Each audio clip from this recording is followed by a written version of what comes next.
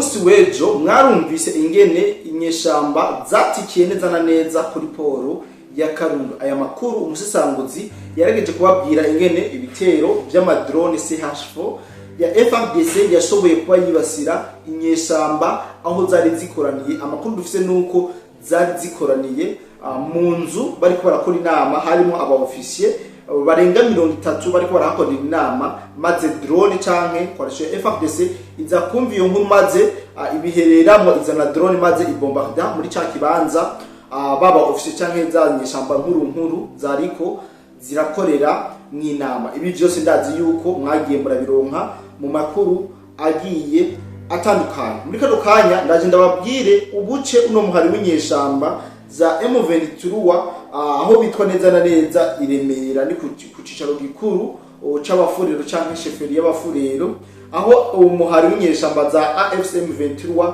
wamaze kuba uhigarurira mu buryo bidasubirwamo. Ibi byose turaje tubirabire hamwe ingene byageze, ndetse turaza kubabwira ibyakurikiye inyuma y'ijya bombardement canke inyuma y'abije bitero byabaye neza na neza aha kuri poro ya Karundu, uko byari byifashe n'ingene reaction mu nyeshamba yaciye ibandanya. Ibi byose biri muri ano makuru twabateguriye, ndetse tunarababwira imwe mu mirambo n'inkomere zashoboye gukomerekera ngaha barashwe na drone, tubabwire uko byaciye bigenda ndetse naho byaciye bijana. Kubera turamaze gutohoza amakuru, baratubwiye ibyakurikiye inyuma y'ibyo byose byabaye. Rero ikaze ni karibu ni kuri mwebwe mwese mudukurikirana haba kuri BM4 please twama tubana biganiro bigiye bitandukanye.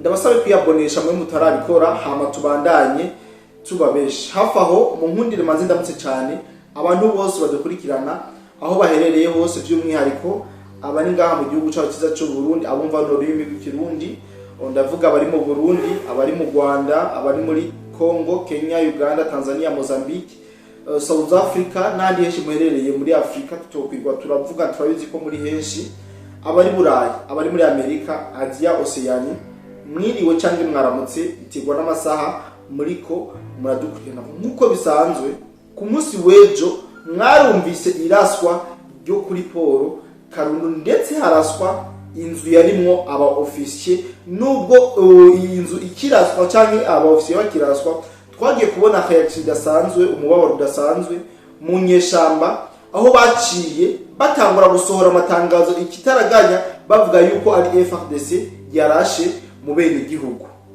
FARDC yamaze abene gihugu. Ntibyagarukiye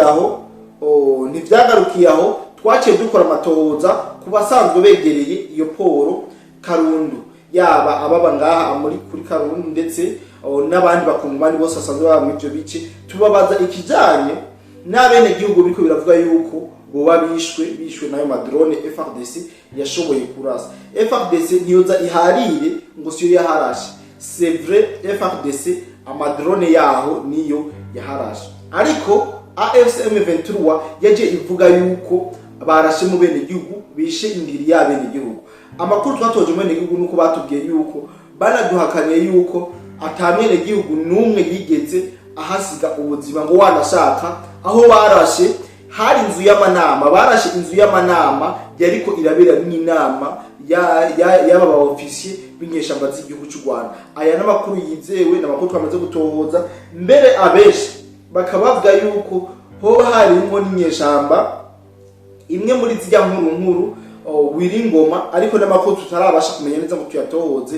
Biravugwa nawe ko yoba yari mwiyo nama y'abasho yari kirabera ngaha kuri poro ya Karundu muri Ryanzu. Rero abantu benshi bakunze kwibaza ati Wiringoma arashobora kuba atarimo, Sevra ashobora kuba atarimo, ujya we ivyiwe ntawo bitebako ko mwamurabizi yama yapfuye akama yazutse, ivyiwe ntawo bitebako. Ariko mwumve yuko aba officier b'igihugu cy'u Rwanda, ari igihugu cy'u Rwanda barenga 30 barahasize ubuzima, abandi barakomereka mu buryo budasanzwe.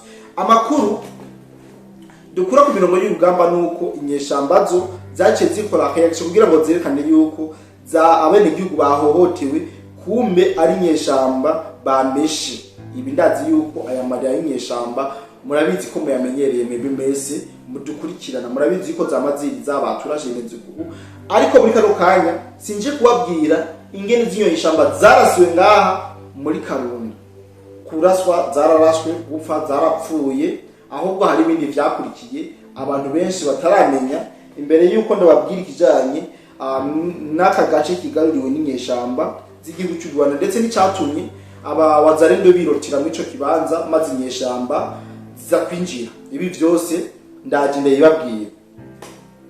Inyuma y'igitero cyabaye neza ku munsi w'ejo, abasirikare batari bake bakuru ba RDF bari mu nama kuri poro ya Karungu ku munsi w'ejo w'igenekerezo rya 14.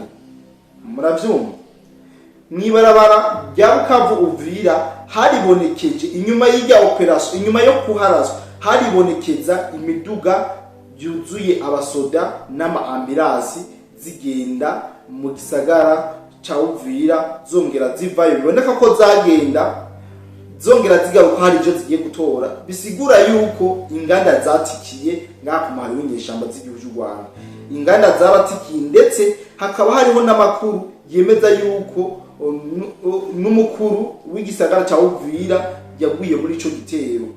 Hari w'inyeshamba z'igihugu cy'u Rwanda umaze kwigarurira Uvira barashizeho Mairie de la Ville Uvira w'izinyeshamba, nawe biravuga yuko yoba yasize ubuzima muri uku kuraswa kw'izinyeshamba ngaha kuri poro Karundu vyabaye ku munsi w'ejo mu masaha ya 8:30 z'umurango. Ibi vyose ndazi yuko abantu mu dukurana mutari bwabashe kubimenya, ariko dukomeza kubashakira amakuru tubabwira byinshi. Ariko mumve yuko bakimara kuraswa habonekanya amaambulance menshi, imodoka nyinshi, byaboneka neza ko zaza mu gisagara ca Uvira zongera zivayo. Biboneka neza yuko izinyeshamba zava ngaha muri Uvira, zaza muri Uvira zize gutora ibiziga ndetse n'inkomere kugira ngo bashobore kubijana mu bindi bibanza. Aya n'amakuru y'ukuri, n'amakuru yizewe. Abatarabasha kuyemera turashobora kubashakira amafoto n'amavideo nubwo ubu bitakiboneka cyane, ariko igituma bitakiboneka twarakibabwiye deja barasiwe hari inyeshamba. Ikindi naco mumenye nuko ubu atamuzarendo cyangwa umusirikare wese ari kuri front aba afise telefone mobile.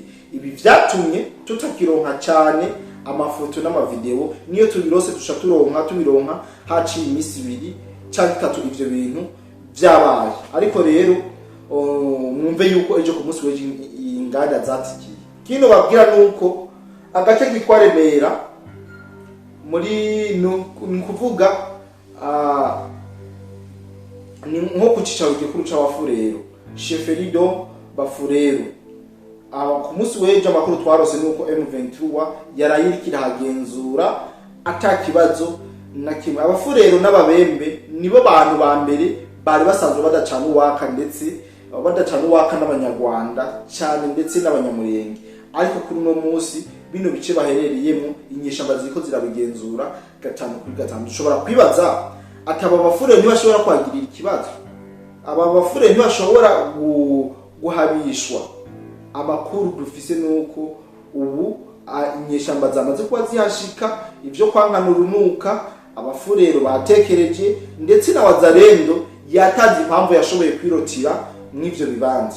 Igituma ca mbere wazalendo ivuga ko bakinjuye muri ako karere kubera ko zino nyeshamba z'igihugu cy'u Rwanda zariko ziraharasa amabombe menshi.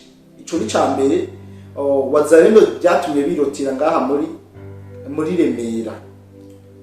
Icambere zino nyeshamba z'u Rwanda ziko ziratera amabombe menshi kandi adasanzwe. Ica kabiri wazalendo yavuze ati ntidushobora gukorera operation mu bene igihugu, reka twirotire kugira ngo dushobore gukingira abene igihugu ntibashobore kwasiga ubuzima ari benshi. Aribe vyatumye iyi wazalendo icyo yisohokera muri Remera maze inyeshamba zikinjira atakibazo na kimwe. Rero bari barashaka amakuru yaho inyeshamba zirahagenzura 5/5 atakibazo na kimwe. Niyo makuru dufise kandi yizewe, ntavyo kubabwira amakuru benshi. Inyeshamba zarashoboye kubomba bimwe bikomeye ibintu vya wazalendo ngaha muri Remera, vyatumye wazalendo ibonye ingufu zino nyeshamba zakoresheje, vyatumye wazalendo itongera kwa divasa cyangwa ngo guhangana izibire bino bitero by'inyeshamba z'igihugu cy'u Rwanda, kubera ko bisa no kuba ariko barakoresha imwozi remereye bari ko barakoresha ibyo bitwa arme d'ordre.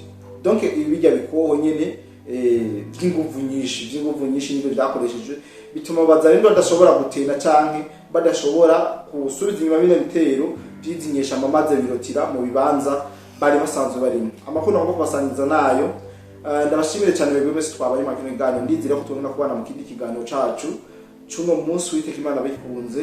Bye bye.